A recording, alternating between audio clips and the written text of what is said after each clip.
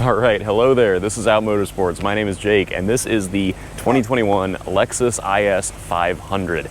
We already drove the IS 350 earlier in the year, but now Lexus has gone and stuffed a V8 in place of the 3.5 liter V6. We're here just for quick impressions, quick drive today, so let's do a quick walk around of the car and then hop behind the wheel and see how it is to drive. This is a very pretty red, and you've got some nice wheels, a little bit bigger brakes, and of course under the hood here is your party piece. This is the 5-liter V8 making 472 horsepower and 395 pound-feet of torque.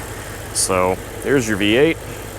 And then moving around to the inside, you've got this really pretty set of kind of white and black leather seats on this particular car. So this is your IS 500 here. Moving around to the back, it's got the little trunk spoiler. You've got some quad exhaust down here. Right there, bellowing out the noise from that 5-liter. So with that, let's hop behind the wheel and see how it is to drive. All right, so let's talk about driving this 2021 Lexus IS 500. First of all, I'm gonna put it in sport mode because you have to. There's Sport S Plus, and the first thing that you would do with any V8, of course, is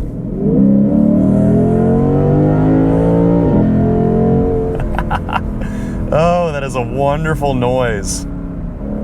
You just cannot, you just can't get past a sound of a V8. Like, there are other cars, there are plenty of good cars that make good noises out of smaller engines, but nothing replaces that V8 sound. That is fantastic.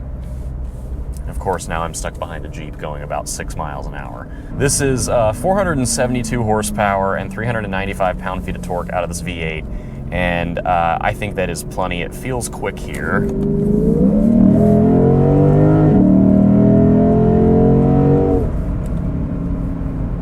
It is very quick. It is plenty quick.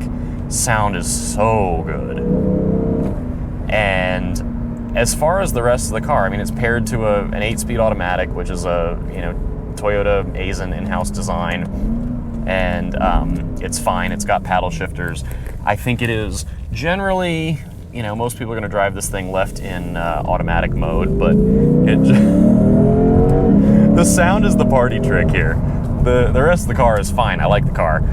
It is definitely more old school feeling. This is not the most modern design in here, which no one is really expecting it to be. It's the older Lexus infotainment, but it is all fine. The cabin of these cars is a little tight, so I can crank the seat a little bit down, but it's tight side to side. This is not a wide car necessarily, but as far as other driving characteristics, the suspension is fine on these generally.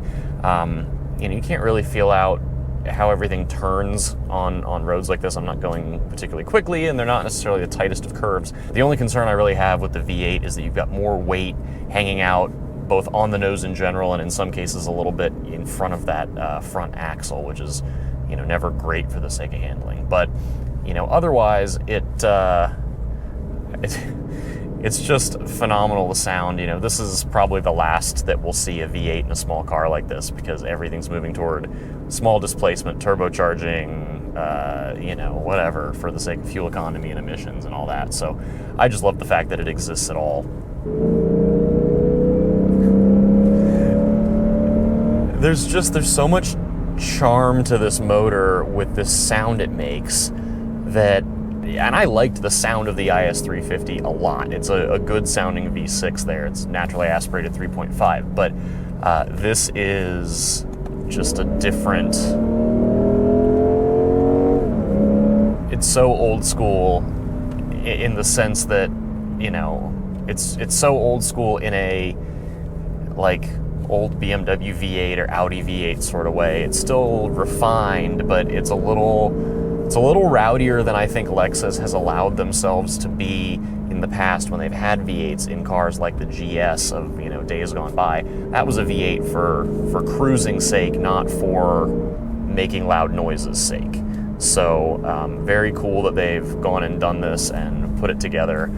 We will definitely be spending some more time, some extended time with one of these IS 500s in the near future. So please be sure to subscribe if you haven't already, because we will absolutely spend more time with one of these and see how it is on some back roads. So until next time, please stay safe, be well, and we will see you again soon.